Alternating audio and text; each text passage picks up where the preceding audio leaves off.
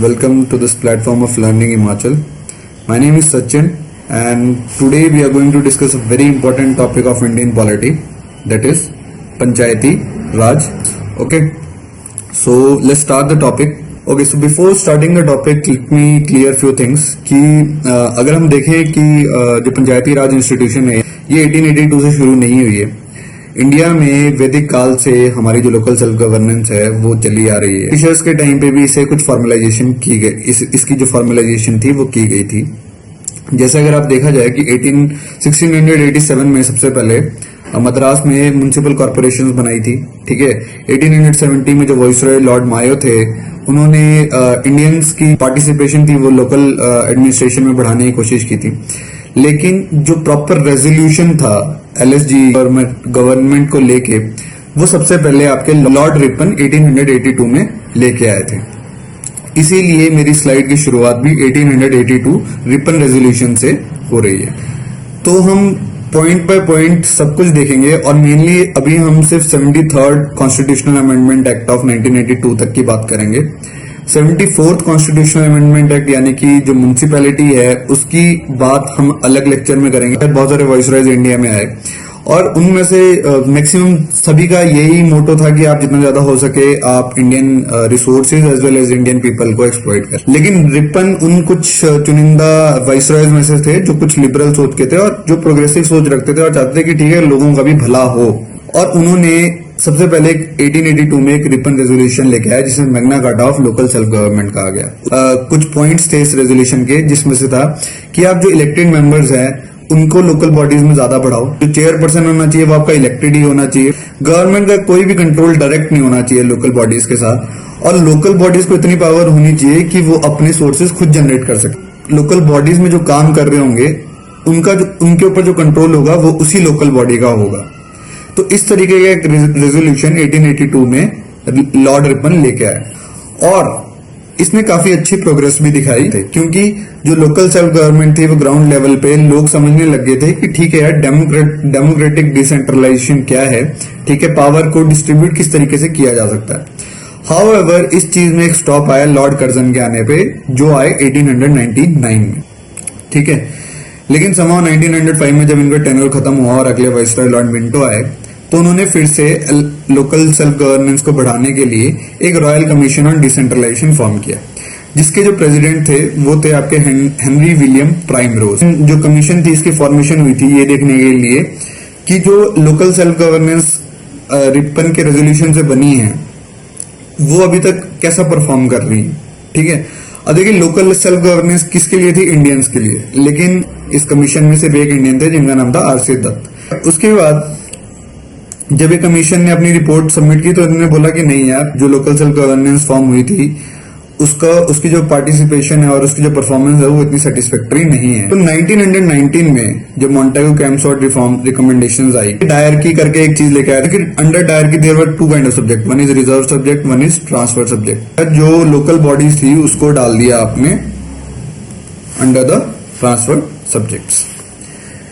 ठीक है, 1937 में जब under the government of India 1935 Congress ministry form होती है तो उसने 28 मंथ्स के अपने कांग्रेस रूल में बहुत सारी एम्पावरमेंट की फॉर द लोकल बॉडीज।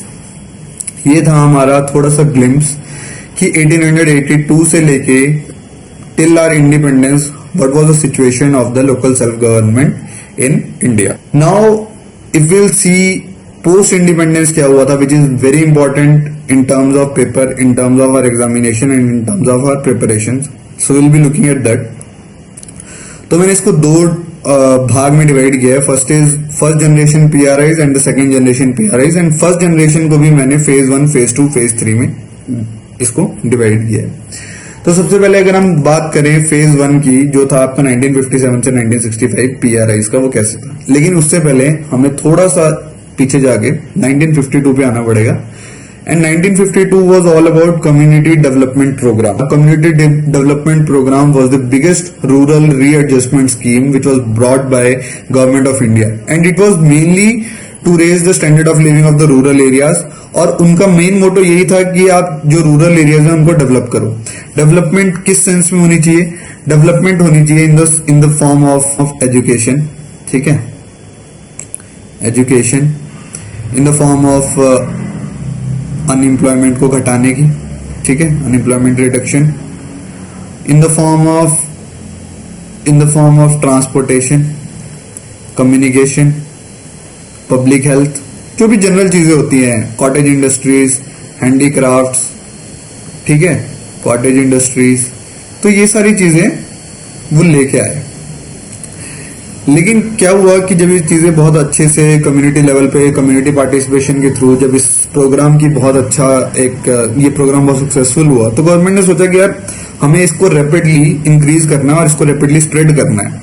तो इसको रैपिडली स्प्रेड करने के चक्कर में 1953 में एक नया प्रोग्राम चलाया गया जिसको बोला गया नेशनल एक्सटेंशन सर्विस। एक्सटेंशन से आप समझ ही रहे होंगे कि आप एक्सटेंड करना चाहते हैं किसी एक प्रोग्राम को। तो इसमें क्या किया गया कि इसमें डिफरेंट तरह के ब्लॉक्स बनाए गए और हर एक ब्लॉक में 100 विलेजेस डाले गए। तो इंडिया में अगर आप देखेंगे कि बहुत सारे ब्लॉक बने और हर एक ब्लॉक में 100 विलेजेस होंगे और हर एक ब्लॉक को टेक केयर करेगा वो होगा पॉपुलेशन ऑफिसर, उसको बोलते थे पॉपुलेशन ऑफिसर, और BDO, ब्लॉक डेवलपमेंट ऑफिसर। तो नेशनल एक्सटेंशन सर्विस भी चली आपकी 1953 से और 1957 तक इसने काफी अच्छा काम किया। और 1957 में गवर्नमेंट ने इसकी परफॉर्मेंस को देखने के लिए एक कमेटी बनवाई जिसका नाम था बलवंत राय मेहता कमेटी। उसके फॉर्मेशन का एक ही मकसद था, ये देखना है कि जो ऑपरेशन है of community development programme and national extension service वो कैसा है। उस कमेटी ने रिकमेंड किया the scheme of democratic decentralisation. ये तो इन्होंने रिकमेंड की 3 चीजें, 3 टायर होने चाहिए जी, पहला tyre, second tier and third tier. First tier जो होगा वो होगा आपका ग्राम पंचायत, ये होगा आपका विलेज लेवल पे, और इसमें जो लोग होंगे वो होंगे डायरेक्टली इलेक्टेड, ठीक है। दूसरा जो टायर होगा वो होगा आपका पंचायत समिति, ये होगा ब्लॉक लेवल पे, और इसमें जो मेंबर्स होंगे वो होंगे इनडायरेक्टली इलेक्टेड। सबसे ऊपर होगा आपका जिला परिषद, ये होगा आपका डिस्ट्रिक्ट लेवल पे, और इसके जो मेंबर्स होंगे ये भी होंगे इनडायरेक्टली इलेक्टेड। दूसरी चीज जो इन्होंने बोली कि इन्होंने बोला कि जितनी भी आपकी जो प्लानिंग एंड डेवलपमेंट एक्टिविटी है, ये इंस्टीट्यूशन बन रहा है पंचायती राज सिस्टम, इसको दो, तीनों टायर्स में ये प्लानिंग एंड डेवलपमेंट एक्टिविटीज दो। और साथ ही साथ उन्होंने कहा जो इंटरमीडिएट पंचायत है, ठीक है, वो बनेगी आपकी एग्जीक्यूटिव बॉडी जो प्लानिंग और डेवलपमेंट का काम करेगी, और जो जिला परिषद होगी अंडर DC वो करेगी advisory, coordinating and supervisory body का काम। तो 1958 में जो नेशनल डेवलपमेंट काउंसिल थी उसने एक्सेप्ट की recommendations given by the Balwant Rai Mehta committee, और उन्होंने कहा कि देखो स्टेट्स को बोला ये कि भाई देखो तुम अपने हिसाब से इस कमेटी की रिकमेंडेशंस को ले सकते हो जैसे जैसा तुम्हारा मन करे। और उसी बेसिस के ऊपर राजस्थान और आंध्र प्रदेश उस वक्त सबसे प्रोएक्टिव बन के इन्होंने इस चीज को इम्प्लीमेंट किया, और नगौर डिस्ट्रिक्ट राजस्थान में सबसे पहले PRA एस्टेब्लिश हुआ 2 अक्टूबर 1959 में। और 1977 में जब आपकी जनता गवर्नमेंट बनती है, जनता पार्टी मोरारजी देसाई के अंडर, तो उन्होंने सबसे पहले एक कमेटी बनाई, अशोक मेहता कमेटी, और उसको बोला कि यार आप जो PRI वाला इंस्टीट्यूशन है इसको उठाने की कोशिश करो। और अशोक मेहता कमेटी ने अपनी कुछ रिकमेंडेशन दी। तो सबसे पहले उन्होंने कहा 3 टायर में से जो आपका ग्राम पंचायत, ठीक है, पंचायत समिति और जिला परिषद में से जो ग्राम पंचायत है इसको हटाओ, सिर्फ 2 होने चाहिए। तो विलेज लेवल पार्टिसिपेशन को पूरी तरीके से इन्होंने हटने को बोला। इन्होंने बोला जो पॉलिटिकल पार्टीज हैं, जैसे जनता पार्टी होगी, कांग्रेस होगी या कोई और भी पार्टी थी, तुम आओ और एक्टिवली पार्टिसिपेट करो। तीसरी चीज उन्होंने बोला कि भाई आपकी रिजर्वेशन होनी चाहिए for the schedule caste, schedule tribe and women. जिला परिषद जो है एक एग्जीक्यूटिव बॉडी होगी जो वर्क करेगी with the CEO, okay. Power of taxation and social audit, और बोला गया कि जो मिनिस्ट्री ऑफ पंचायती राज है वो एस्टेब्लिश होगा हर एक स्टेट में, और साथ में बोला गया कि पंचायती इंस्टीट्यूशंस जो हैं उनको एक कॉन्स्टिट्यूशनल स्टेटस भी मिलना चाहिए। ये कुछ बातें थी, ये कुछ रिकमेंडेशन थी जो अशोक मेहता ने रिकमेंड की थी। उसके बाद 1983 में एक कमेटी आई थी, Hanumanta Rao committee, advocated for a separate district planning bodies under the district collector और अ मिनिस्टर। उसके बाद आपका प्लानिंग कमीशन ने कहा एक कमेटी बनाओ जो रिव्यू करेगी existing administrative arrangements rural development के और पॉवर्टी एलिवेशन के। तो 1985 में उन्होंने जब ये बात कही तो जीवीके राव कमेटी जो थी उसकी फॉर्मेशन हुई। और जीवीके राव कमेटी जो थी ये बहुत ही स्टॉन्च थी इस बिलीफ में कि जो डिस्ट्रिक्ट है it should be the epicentre of the democratic decentralisation. और उसने कहा कि जो बीडीओ है, जो आपके 1953 एनईएस प्रोग्राम के तहत जो आपने बीडीओ बनाया उनको आप रीडेजिग्नेट करो सबसे पहले तो असिस्टेंट डेवलपमेंट कमिश्नर। और जो जिला परिषद है, जैसे मैंने आपको बताया कि डिस्ट्रिक्ट को एपी सेंटर बनाना चाहते थे, तो उन्होंने कहा कि जो जिला परिषद है वही आपकी प्लानिंग बॉडी होगी। और जो सीईओ है, सीईओ आपके district development commissioner developmental department के इंचार्ज होंगे डिस्ट्रिक्ट लेवल पे। 1986 में when Rajiv Gandhi form this government he took proactive steps to revitalise the panchayati raj institution. तो वो एक कमेटी फॉर्म करते हैं under the chairmanship of LM Singhvi. वो सबसे पहली बात यही करते हैं कि भाई जो लोकल सेल्फ गवर्नमेंट है उनको आप एक एक्नॉलेजमेंट करो कॉन्स्टिट्यूशन के हिसाब से। पंचायती राज इंस्टीट्यूशन है उनमें नए पंचायत बननी चाहिए ताकि वो मीडिएट करें और रिजॉल्व करें डिस्प्यूट को।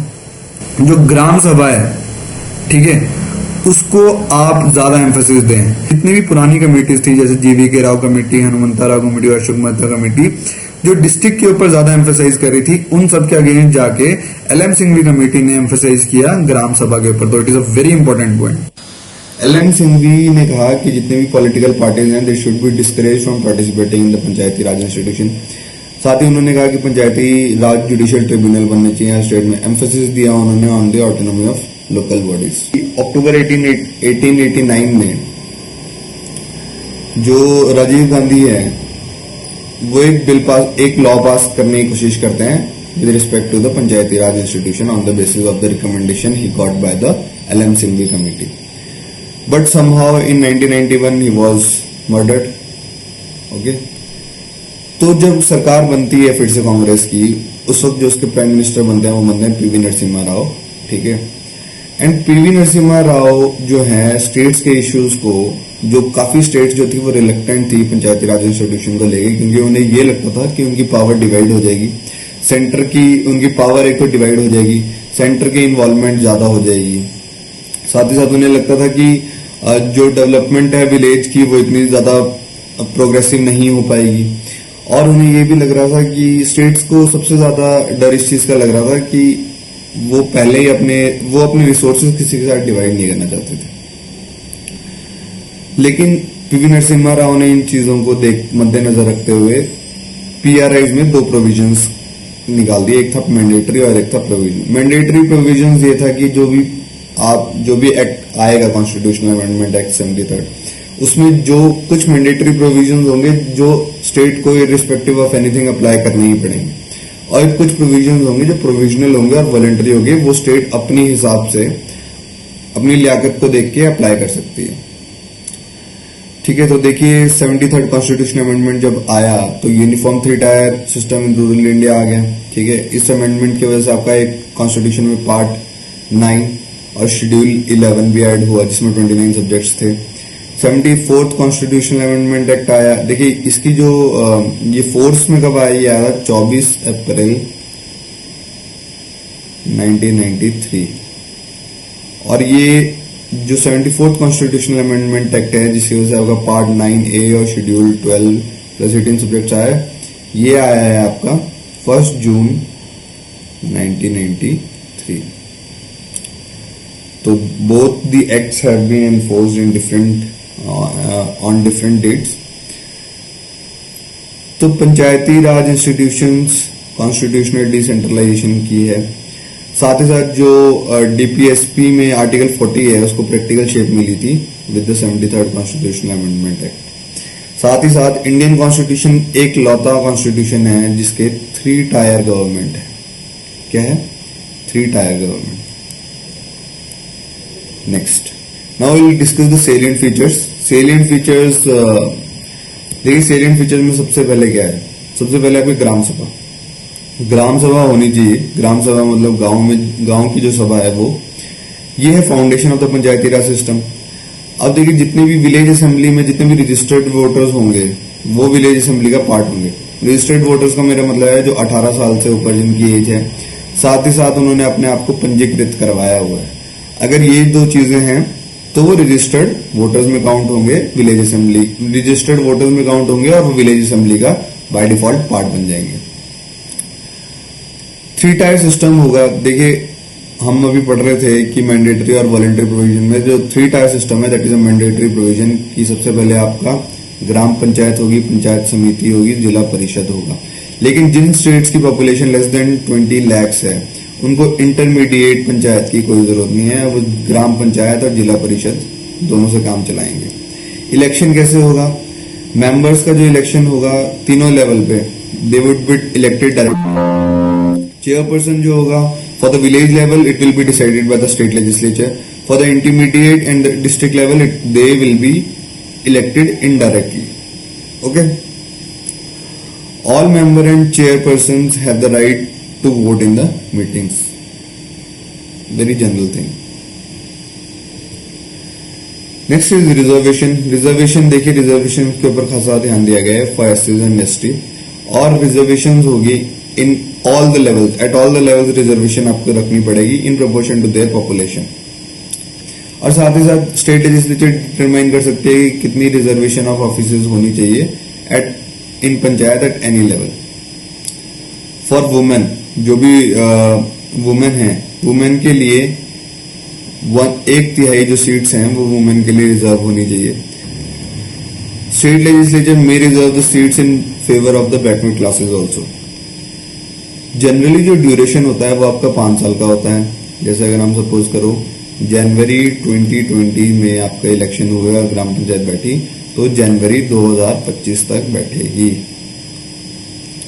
साथ ही साथ अगर 5 साल का टेन्योर खत्म 5 साल का टेन्योर खत्म होने वाला है लेकिन उससे 6 महीने पहले ही जो आपकी ग्राम पंचायत है वो डिसॉल्व हो जाती है तो आपको फिर से इलेक्शन रखने पड़ेंगे और जो नई ग्राम पंचायत बैठेगी वो सिर्फ रिमेनिंग 6 मंथ्स के टेन्योर के लिए बैठेगी। लेकिन अगर सपोज करो कि 5 साल का टेन्योर खत्म होने से 4 महीने पहले आपकी ग्राम पंचायत डिसॉल्व होगी तो उस केस में आपको नए इलेक्शन की कोई जरूरत नहीं है। डिस्क्वालिफिकेशन में अगर हम देखें, कोई भी लॉ जो स्टेट लेजिस्लेचर बनाएगा for the purpose of election उस हिसाब से डिस्क्वालिफिकेशन हो सकती है। अंडर एनी लॉ, कोई भी law made by state legislature, power and function में स्टेट लेजिस्लेचर जो पावर इनको देना चाहती है वो इनके ऊपर उस पावर की अथॉरिटी को दे सकती है। मैंडेटरी प्रोविजंस इनको देने ही पड़ेंगे, वॉलंटरी प्रोविजंस ये अपने हिसाब से दे सकते हैं। और वो कौन से मैटर्स होंगे? जो 29 मैटर्स जो आपके 11 शेड्यूल में है, ये 29 मैटर्स आप लक्ष्मीकांत की बुक में देख सकते हैं। फाइनेंसेस में अगेन स्टेट लेजिस्लेचर डिटरमाइन करेगी कि पंचायत कहां पे टैक्स लिवाई कर सकती है, कलेक्ट कर सकती है, और साथ ही साथ appropriate taxes, duties, tolls and fees भी स्टेट लेजिस्लेचर ही डिटरमाइन करेगी। उसके बाद फाइनेंस कमीशन है। फाइनेंस कमीशन जो है state legislature provide for composition, qualifications, selection of its member. Government को कॉन्स्टिट्यूट करना पड़ेगा finance commission after every 5 years to review the financial position of panchayat. अब फाइनेंशियल जो फाइनेंस कमीशन होता है वो रिकमेंडेशन देता है टू गवर्नर। रिकमेंडेशंस यहाँ पे लिखी हैं, इनको आप गो थ्रू कर सकते हैं। Next is audit. Audit state legislature make provision for the maintenance of account and audit. Bar to interference by court in electoral matters. देखिए जो डीलिमिटेशन ऑफ कॉन्स्टिट्यूएंसी होगी या अलॉटमेंट जो सीट्स की जाएगी इन ग्राम पंचायत के केस में, उसको आप किसी भी कोर्ट में क्वेश्चन नहीं कर सकते। साथ ही साथ स्टेट लेजिस्लेचर जो है वो डिटरमाइन करेगी कि कौन सी अथॉरिटी और क्या प्रोसीजर होगा टू इलेक्शन पिटीशन को फाइल करने का against the panchayat. Next is exempted state. Exempted states का मतलब है कि कौन कौन सी स्टेट जहां पे आपका जो 73rd कॉन्स्टिट्यूशनल अमेंडमेंट एक्ट है वो अप्लाई नहीं होता है। फर्स्ट है नागालैंड, मेघालय, मिजोरम। इसको आप याद रख सकते हैं NMM एक्रोनिम से।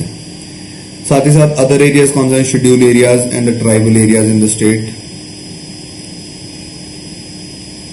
5th and 6th schedule. Hill areas of Manipur for which the district council exist. Darjeeling district of West Bengal, Darjeeling hill council. Although parliament extend कर सकती है प्रोविजन ऑफ दिस पार्ट, लेकिन उसको मॉडिफाई करके वहां की कंडीशंस के अकॉर्डिंग। इसी मॉडिफिकेशन के तहत जब पार्लियामेंट ने इसको एक्सटेंड किया था तो पार्लियामेंट ने एक एक्ट निकाला था, PESA act. Precise panchayat extension to schedule area, जो ऊपर वाले एरियाज हम मेंशन कर रहे हैं उनको भी अगर उन तक पंचायती राज पहुंचाने के लिए पार्लियामेंट ने पीसा एक्ट 1996 निकाला था। Compulsory and voluntary provisions. Compulsory provisions जो हैं, कुछ 11 कंपल्सरी प्रोविजंस हैं, आप इनको यहां से गो थ्रू कर सकते हैं। वॉलंटरी प्रोविजंस हैं, इसमें भी आप चेक कर सकते हैं। बहुत ही बेसिक सी चीजें आपको समझ आ जाएगा कि कौन सी चीजें स्टेट रिलक्टेंट थी शेयर करने में और उनको वॉलंटरी प्रोविजन में डाल दिया, और कौन सी चीजें जो बेसिक नेसेसिटी थी जिसके बिना ये इंस्टीट्यूशन एट लार्ज नहीं चल सकता था, उसको कंपल्सरी प्रोविजन में डाला। Last part is previous year question. तो आपको पता चलेगा कि ये लेक्चर कितना इंपॉर्टेंट था जब आप इन क्वेश्चन को अटेम्प्ट करेंगे, क्योंकि आप हर एक क्वेश्चन को इजीली टारगेट कर सकते हैं। और ये वो क्वेश्चन हैं जो एचएएस ने ओवर द इयर्स डाले हैं 2017, 2018, 2019 में, 2020 and last but not the least जो लास्ट ईयर का एग्जाम हुआ था 2021। तो इसी के साथ I will and my lecture and thank you for being with me till this and. Thank you. Please like, share and subscribe.